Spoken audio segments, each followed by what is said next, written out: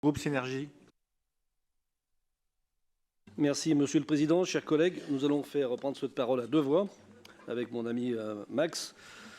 Le groupe Synergie souhaite intervenir sur le nouveau programme PENAP 2024-2028 qui, à la circonscription du Val-de-Saône, comprend 3 grands secteurs PENAP, à savoir le Franc Lyonnais, Plaine et Mont-d'Or, ainsi que les vallons du Nord-Ouest, sur les 6 que compte la métropole de Lyon. Ce nouveau programme s'inscrit dans la continuité de la dynamique engagée par le précédent programme. Nous nous réjouissons de son engagement en faveur de la préservation et le développement d'une agriculture, d'une activité agricole dynamique, viable et pérenne. Nous saluons également la possibilité pour les porteurs de projets de déposer plus au fil de l'eau, avec 2 commissions d'instruction par an. Nous sommes globalement satisfaits de ce nouveau programme, mais souhaitons attirer votre attention sur plusieurs points. Le premier concerne votre soutien quasi exclusif à l'agriculture biologique. Certes, nous devons soutenir le développement du bio, mais vous ne devez pas négliger l'agriculture dite conventionnelle. Nous ne comprenons toujours pas la baisse de la part maximum subventionnable pour cette agriculture, passée de 40% à 20%. Vous nous avez expliqué en commission proximité et environnement que cela s'explique bien sûr par le soutien apporté à cette agriculture par d'autres collectivités.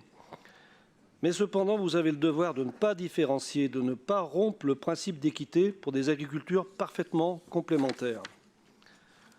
Malgré un haut niveau de technicité nécessaire pour l'agriculture biologique, suite à de nombreux aléas climatiques, des impasses techniques diverses, des coûts de l'énergie qui ont explosé, mais aussi du pouvoir d'achat de nos habitants dû à l'inflation que nous subissons tous, nous constatons tous aujourd'hui l'effondrement de la filière bio.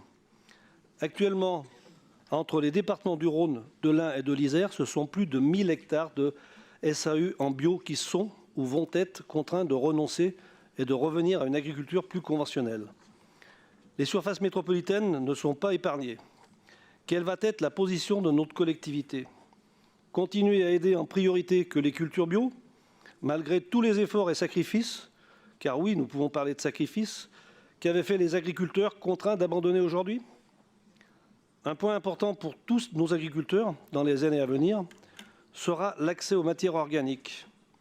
Si nous comprenons que l'agriculture bio soit favorisée, nous ne comprenons pas que les autres types d'agriculture n'y aient pas accès, sans doute du fait de l'insuffisance actuelle de ces ressources, issues des composts ou des végétaux des déchetteries. Mais alors, pourquoi avoir, il y a 3 ans, supprimé les subventions aux couverts végétaux, qui sont un excellent apport en matière organique pour les terrains, mais également servent de refuge et de nourriture à tout un écosystème? Peut-être parce que ces subventions étaient versées aux chasseurs et étaient maladroitement appelées culture à gibier. Pourquoi ne pas reprendre ces conventions? Je vous remercie et laisse la parole à mon collègue. Un autre point qui nous préoccupe est la déclinaison locale qui va être faite de cette stratégie et de l'animation dans chaque territoire selon ses spécificités. Nous souhaitons attirer votre attention sur un point qui nous concerne tous, néanmoins, l'abandon de l'activité agricole pour de nombreux facteurs.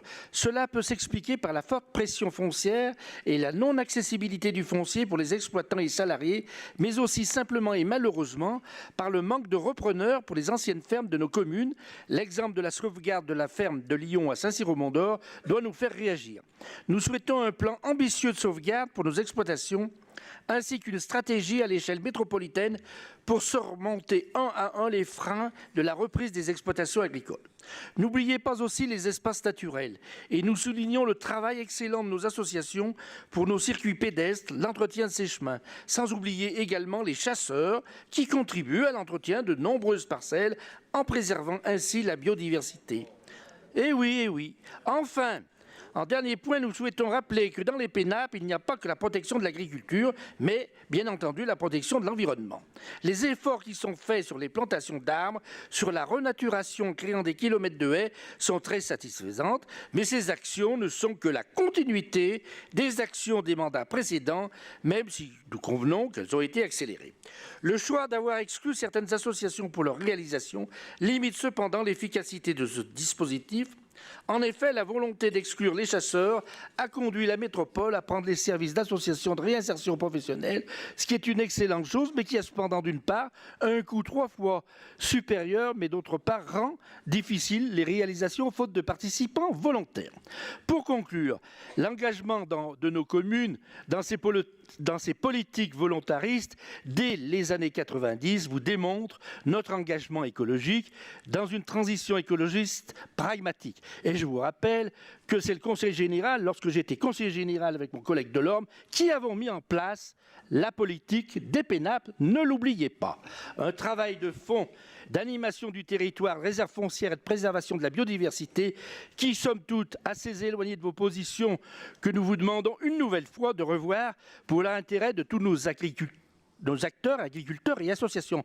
Et je voudrais dire à M. Millet, chaque fois il cite Paul-Émieux, je sais qu'il aime bien Mme Cardona, mais ceci étant, je rappelle que la commune de Paul-Émieux, c'est 3/4 du territoire qui est en PENAP, en zone verte et en zone agricole. Alors c'est vrai qu'après, pour trouver des terrains pour faire du logement social, c'est difficile, et elle en a fait. Elle en a fait et elle n'y est pas obligée. Alors, Monsieur Millet, un peu de réserve, s'il vous plaît. Ceci étant, nous voterons cette délibération. Merci. Merci. La parole est au groupe socialiste, gauche sociale et écologiste.